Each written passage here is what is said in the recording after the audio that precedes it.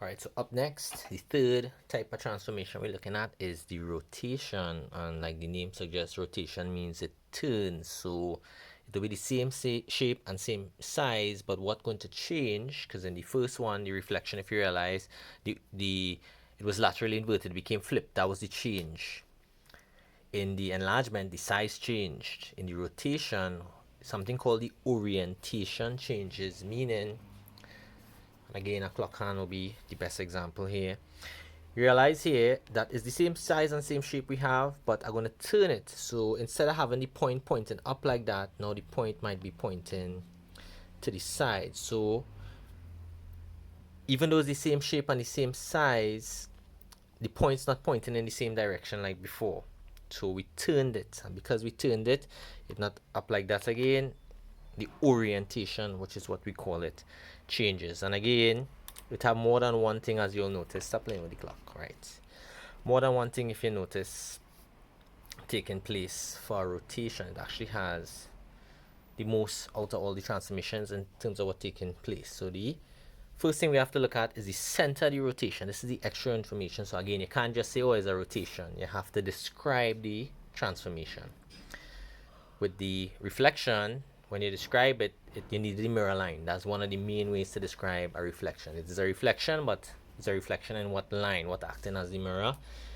In enlargement, yes, it get bigger, but how much times it get bigger, which is the scale factor, and also where was the center of the enlargement. In a rotation, the three things are the center of the rotation. Now, the center of the rotation looks easy on paper because it's the point at the center where everything turning around. So that's the focal point where everything turns around. It does not move, if you notice. Everything else around it moves, but that'll be my center of the rotation. And at this level is normally the origin, especially for multiple choice questions, but it will always be the origin, and we'll see how to calculate it in a question. You also have to know how much degrees it turns. And again, at this level, it's normally be 90 degrees or 180 degrees, mainly 90 degrees at this level. And the last thing is, which direction did it turn in? Because remember, it's one thing to turn 90 degrees, but I could turn 90 degrees this way as well. So we have to say whether it's clockwise, which is the direction the clock hands would move in, or counterclockwise or anti-clockwise, which is the reverse direction. So this would be a 90-degree clockwise turn about this center point here. This would be a 90 degrees counterclockwise or anti-clockwise turn about the center. So all of those are things that you need with the rotation. Let's look at a past paper question so you'll see it a little bit better. So again, this one is May 2010.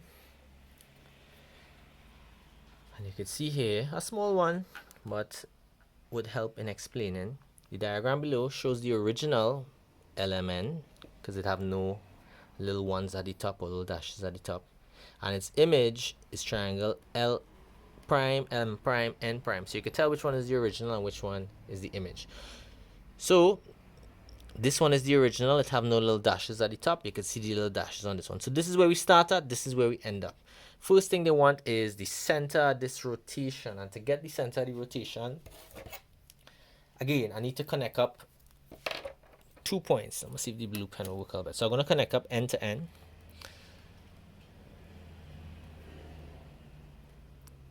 And then I need to find the perpendicular bisector of that line.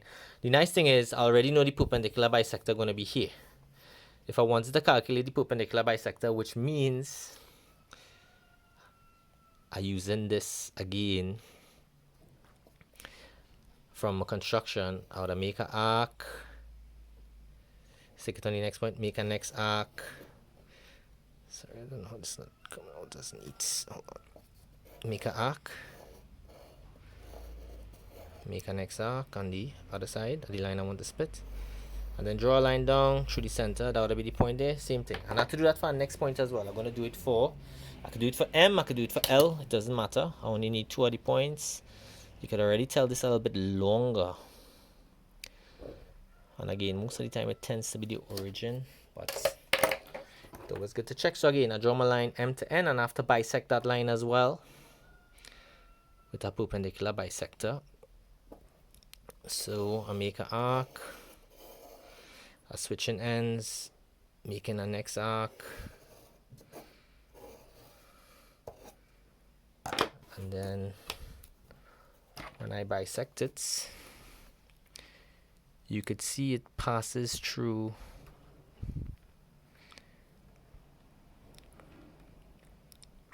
that's the point there. So both of these intersecting at this one intersected here for the N, this one intersected here for the M, where both of them meet up, this point and this point. That would be the center of the rotation. And next we gotta check it. We gotta use L as well. I don't want to make the diagram too messy. And if I wanted to just double check it myself, what that means is if I stick my compass, because again we turn in and that's what the compasses do, right? On N, and I turn it, you realize it ends up at N prime. That should be able to what you do with the center, just like the clock hand. So if I put it on M, and I turn it, you can see it ending up on the same M,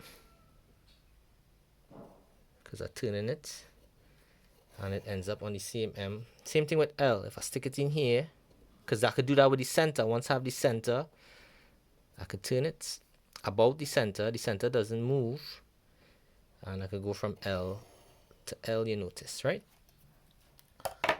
So that's how you get the center of the rotation. It is a little more detailed. Sometimes it will be on the point itself, especially for the multiple choice questions, so you won't have to draw it, because you would get these in the multiple choice paper.